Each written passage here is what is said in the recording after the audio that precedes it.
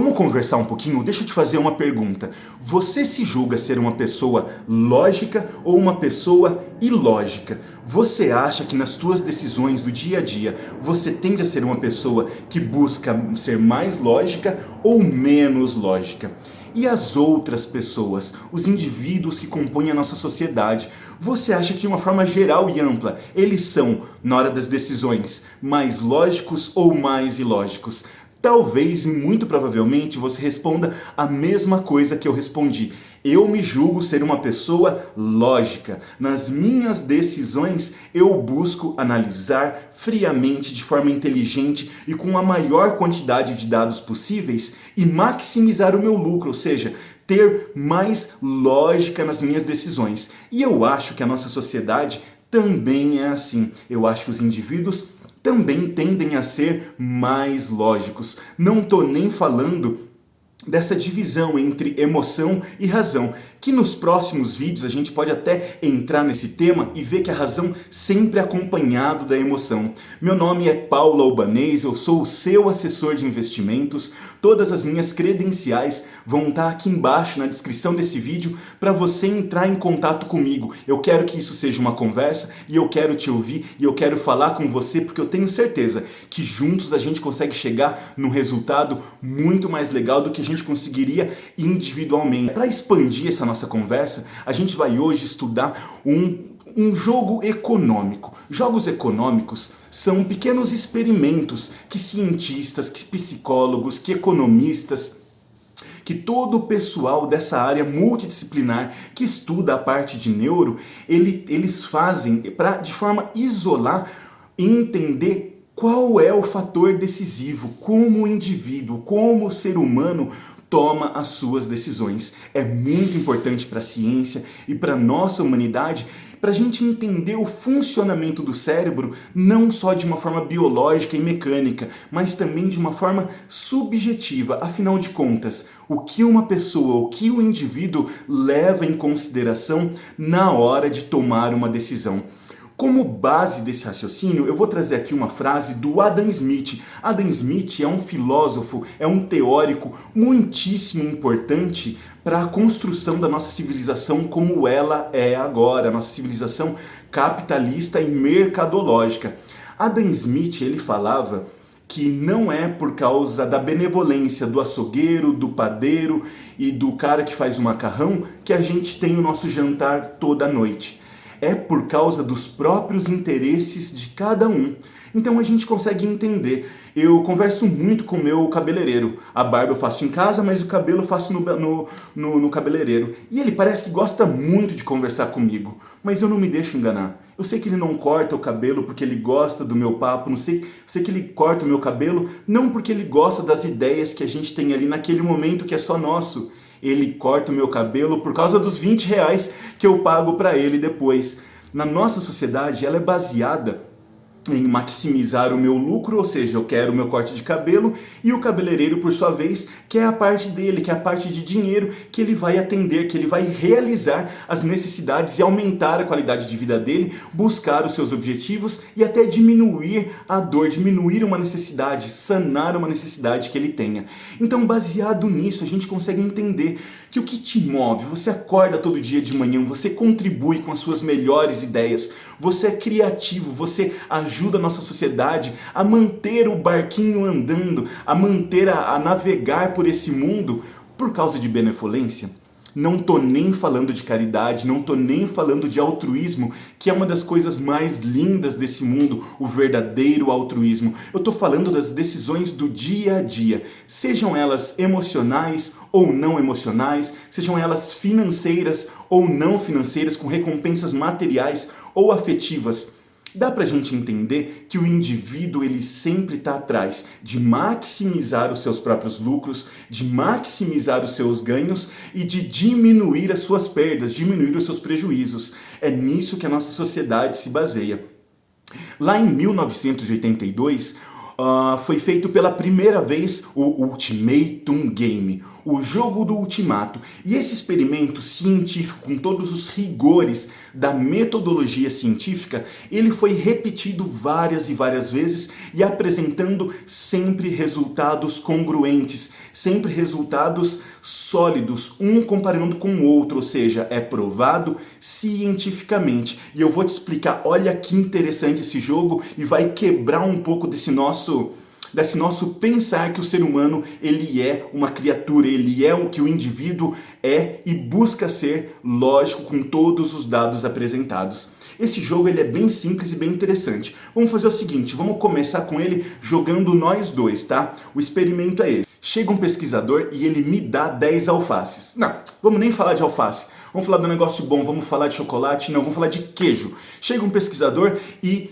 me dá 10 queijos, me dá 10 queijos. A regra é a seguinte, ele vai te fazer uma pergunta e você só pode fazer duas opções. Ou você aceita ou você não aceita. Ele me deu 10 queijos e eu tenho que distribuir esse queijo entre nós dois. E você vai ter que decidir se você aceita a minha distribuição ou se você não aceita a minha distribuição.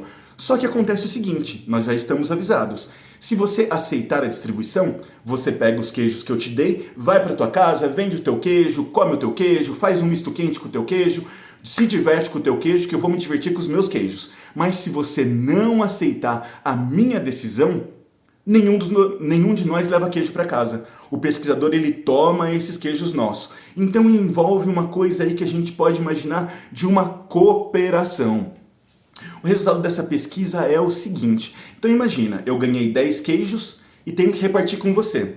Se eu te dou 5 queijos, você aceita ou você não aceita? Se eu te dou 4 queijos e fico com 6 queijos, você aceita o queijo ou não aceita? Provavelmente você aceita, né? Eu aceitaria. Eu gosto muito de queijo. Agora, se eu chego para você e recebo 10 queijos e te dou 3 queijos, você aceita ou você não aceita? E se eu te dou 2 queijos e fico com 8 para mim? Se você aceitar, você leva 2 queijos para casa e eu levo 8. Você tinha 0 queijos no começo, você teria 2 queijos e eu 8. Você aceita? Ou, se você não aceitar, nenhum de nós ganha queijo. E vamos lá mais uma, eu ganho 10 queijos e te dou 1 queijo.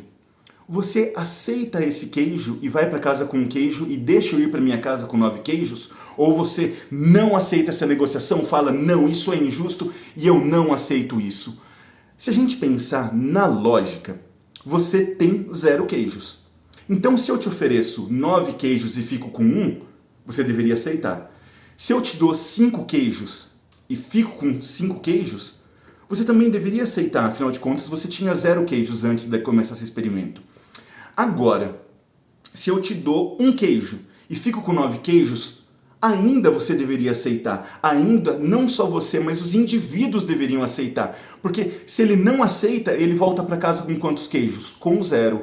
E se ele aceita, ele volta para casa com 1 queijo.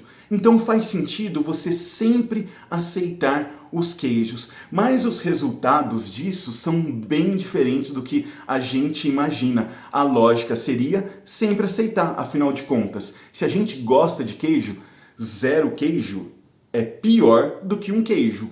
1 queijo é melhor do que 0 queijo. Então mesmo que eu esteja sendo injusto e ficar com 9 queijos e te dar só 1, faz mais sentido você aceitar do que você não aceitar. Mas os resultados eles são bastante diferentes, tá? Quando a proposta ela fica em torno de 40% a 50%, ou seja, entre lá eu te dar 4 queijos e ficar com 6, e te dar 6 queijos e ficar com 4, quase todo mundo aceita. Mas quando essa proporção ela começa a cair para 20%, ou seja, eu te dou 2 queijos e fico com 8 queijos para mim, 50% dos indivíduos, 50% das pessoas não aceita essa troca. Ou seja, elas preferem ficar com 0 queijos do que com 2 queijos. 50% das pessoas preferem que nem eu ganhe queijos, nem ela ganhe queijos, ao invés de aceitar uma injustiça. E quando esse número ele cai mais, cai para 10%, isso fica ainda mais grave, quase ninguém aceita. A lógica ainda seria, se eu tenho 10 queijos, te dou um, o certo você seria aceitar. Afinal de contas, um queijo é melhor do que 0 queijo. Mas quase ninguém aceita. Por quê? Porque existe uma coisa que a gente começa a entender cada vez melhor, que está lá atrás, está nos nossos genes, desde lá de trás, e talvez isso tenha sido fator principal para a nossa sociedade se desenvolver como desenvolveu, uma coisa chamada justiça social. Se você me pede agora para decidir, para te sintetizar e te falar o que significa justiça, o que é o conceito da justiça, eu teria certas dificuldades em dizer. Você saberia me dizer exatamente o que é justiça?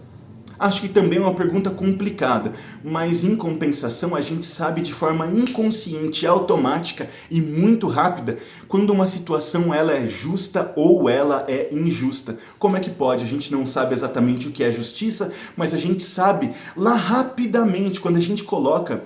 Quando a gente faz experimento para saber a nossa frequência cerebral e a gente é apresentado por uma situação injusta, a gente não precisa nem raciocinar. Essa ideia ela surge de forma automática, a gente sabe o que é justo e o que é injusto. E eu te dar 2 queijos e ficar com 8 não parece muito justo socialmente, né? O que você achou desse experimento? Por favor, deixa o teu comentário aqui e deixa o teu like também. Faz o seguinte, eu te dou 10 queijos, nem fico com queijo, mas eu peço que você me dê um like.